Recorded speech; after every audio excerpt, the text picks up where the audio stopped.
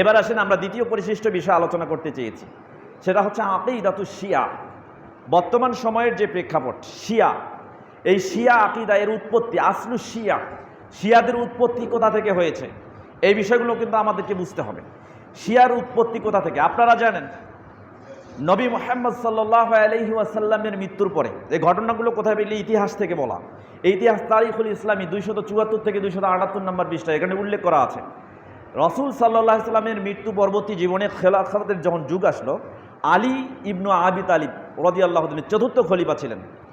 তো 37 হিজরি সালে, 37 হিজরিতে আলী ইবনু আবি তালিব এবং মুয়াবিয়া ইবনে আবি সুফিয়ানের মধ্যে একটা যুদ্ধ হয়। এই যুদ্ধটার নাম কি জানেন? সিফফিনের যুদ্ধ। সিফফিনের যুদ্ধ সম্পর্কে জানা আছে? সিফফিনের যুদ্ধ 37 হিজরিতে সংগঠিত হয়। বিশাল এক রক্তক্ষয়ী যুদ্ধ হয়, অনেক সাহাবা ইকরাম মৃত্যুবরণ করেছেন এই রক্তক্ষয়ী সিফফিনের যুদ্ধে। তো এখানে সামান্য বিষয় নিয়ে এবং উসমান রাদিয়াল্লাহু তাআলা আনহুর মৃত্যুর পরে তার বিচার, হত্যাকাণ্ডের বিচার সংঘটিত হওয়া না হওয়া, বিলম্ব হওয়া, এবং তারা জেদ করে ধরে বসলো যে তাড়াতাড়ি বিচারটা সম্পন্ন করা হোক, তার হত্যাকারীকে শনাক্ত করা হোক, তাদেরকে শাস্তি দেওয়া হোক, এগুলো নিয়ে যখন দুটি দলে বিভক্ত হয়ে গেল, তারপর থেকে এই যুদ্ধ অনেক দিন পর্যন্ত চলল। তো দেখেন এই যুদ্ধ চলতে চলতে চলতে চলতে এক সময় সাহাবা ইকরাম, সেই সময় কিন্তু অনেক সাহাবা ইকরাম জীবিত ছিলেন এবং এই যুদ্ধে অনেক সাহাবা ইকরাম মৃত্যুবরণ করেছেন, কেউ শাহাদাত অর্জন করেছেন। এই সময় একজন সাহাবী ছিল, তার নাম ছিল আম্মার বিন ইয়াসির। আপনারা আম্মার বিন ইয়াসিরকে চেনেন, এর ঘটনা অনেক শুনেছেন। আম্মার বিন ইয়াসির সম্পর্কে রাসূল সাল্লাল্লাহু আলাইহি ওয়াসাল্লাম একটা মন্তব্য করেছেন, যে সহিহ বুখারী 747 নম্বর হাদিস। আল্লাহ নবী তার জীবদ্দশায় আম্মার বিন ইয়াসির সম্পর্কে একটা মন্তব্য করে বলেছিলেন যে এই আম্মার এমন একটা দলের কাছে গিয়ে শাহাদাত বরণ করবেন, তার শাহাদাত এমন একটা উগ্রবাদী দলের কাছে হবে যাদেরকে উনি জান্নাতের পথে আহ্বান করবেন, কিন্তু তারা জাহান্নামের পথে মানুষদেরকে আহ্বান করবেন।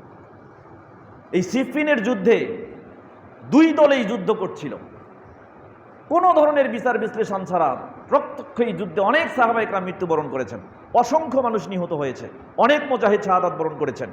এই সময় যখন আম্মার বিন ইয়াসির মৃত্যুবরণ করলেন, তখন সাহাবা ইকরামদের মধ্যে একটা সেন্স ফিরে আসলো।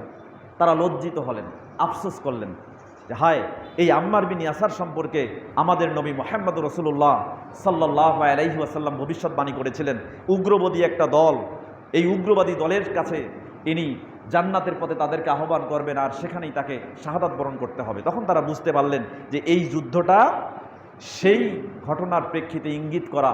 আম্মার বিন ইয়াসির যখন ইন্তেকাল করেছেন, তখন তারা সিদ্ধান্ত নিলেন যুদ্ধ বিরতি দিবেন, আর যুদ্ধ করবেন না। তো এই সময় আলী ইবনু আবি তালিব রাদিয়াল্লাহু তাআলা আনহুর পক্ষে আবু মুসা আশআরী রাদিয়াল্লাহু তাআলা আনহু এবং মুয়াবিয়া রাদিয়াল্লাহু তাআলা আনহুর পক্ষে একজন সাহাবী, তার নাম হচ্ছে আমর ইবনুল আস রাদিয়াল্লাহু তাআলা আনহু, তাদের দুইজনের সমন্বয়ে যুদ্ধ বিরতি করার জন্য একটা বৈঠক বসে গেল। সেই বৈঠকে বসার সময় দুইটা দল তৈরি হলো। একটা দল আলী রাদিয়াল্লাহু তাআলা আনহুর পক্ষে ছিল, কিন্তু যখন এই বৈঠকে বসেছে যুদ্ধ করা থেকে বিরত হবে মর্মে, তখন তারা আলী রাদিয়াল্লাহু তাআলা আনহুর সঙ্গ ত্যাগ করলো। তারা আলী রাদিয়াল্লাহু তাআলা আনহুকে ছেড়ে দিল।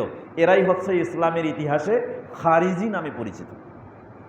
আল্লাহর নবী সাল্লাল্লাহু আলাইহি ওয়াসাল্লাম এই খারিজিদের সম্পর্কে মন্তব্য করে বলেছেন, আল খারিজুনে কিলাবুন নার, এই খারিজিরা হচ্ছে জাহান্নামের কুকুর।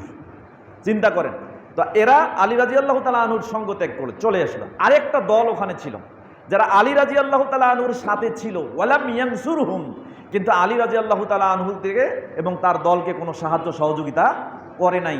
অহুমুল কাফিলুন, এরা ছিল শৈথল্যবাদী, এরা না কথা বলেছে, আবার না চুপ থেকেছে, আবার না সাহায্য করেছে, না শত্রুতা করেছে, কিন্তু পাশে থেকে শত্রুতার দিকেই ঝুঁকে দিয়েছে এবং আহলে বাইতের প্রতি শৈথল্যতাবশত অনেক অভিযোগ আরোপ করে বিভ্রান্তি এবং বিভেদ সৃষ্টি করেছে।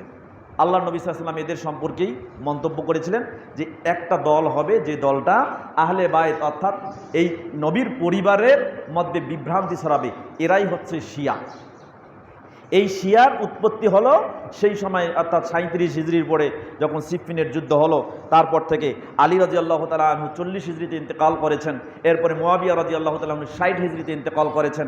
তার পরবর্তী সময়ে আমরা দেখেছি আব্দুল্লাহ ইবনে সাবা এবং তার সাথী ছিল জুররা, এছাড়া আবুল ইয়াসির, এরকম আবদুল্লাহ ইবনে ইয়াফুর, এরকম কতগুলো লোক ছিল, এরা ছিল ইহুদি মদতপুষ্ট।